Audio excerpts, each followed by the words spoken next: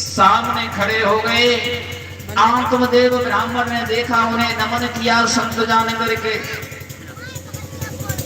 संत वही है जिसकी आत्मा बिल्कुल कोमल है।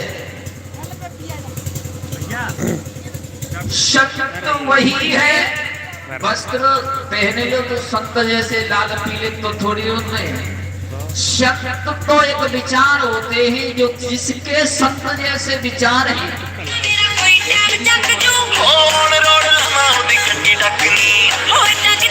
वो इंसान क्या था, वो एक संत था।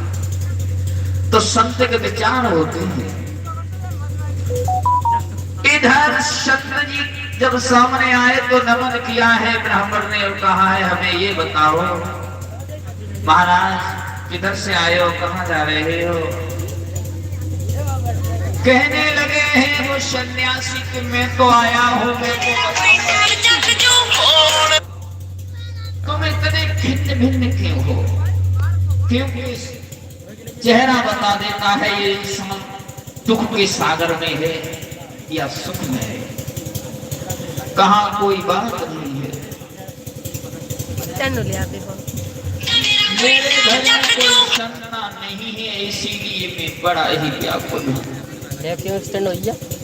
कहने लगे हैं जिसके संतान है उन ऋषिवर ने कहा है वो संतान से ही दुखी है, और जिसके संतान नहीं है वो संतान अकेले दुखी है।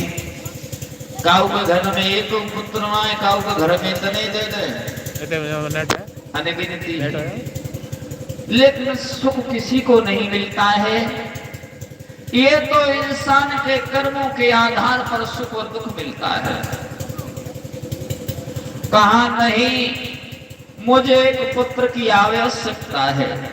सन्यासी ने बहुत देर मना किया, बहुत देर मना किया, लेकिन ब्राह्मण देव बोले हैं प्रभु कुछ उपाय करो। सोचने लगेंगे बजे नहीं मानेंगे, कोई कुछ करना नहीं पड़ेगा। इसके ऊपर तो शैतान का बहुत सवार है।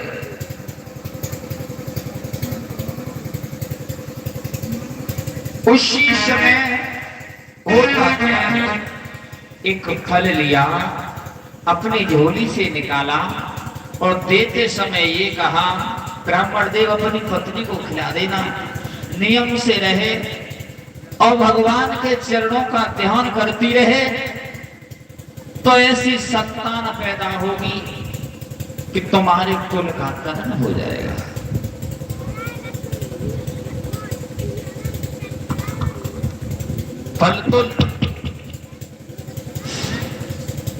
फल तो ले लिया,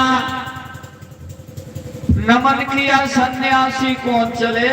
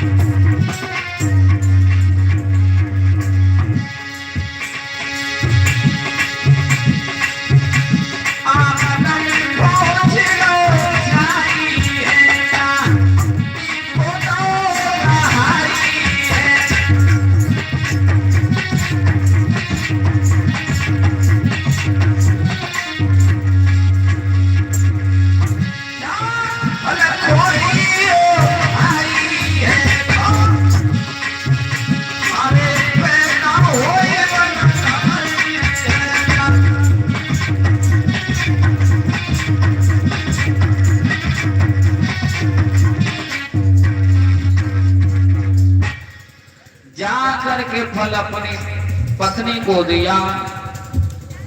पत्नी से कहा कि उन संत जी के चरणों को नमन करना जिन्होंने दिया है। मैं जंगल में गया था, एक सन्यासी मिल गए थे, उन्होंने मुझे दिया है। उन्हें नमन करना, भगवान के चरणों में ध्यान रखना और इस फल को खा लेना। समय आने पर तुम्हारे पुत्र बहुत ही बलवान पैदा होगा। हमेशा साधुओं की संगति में रहेगा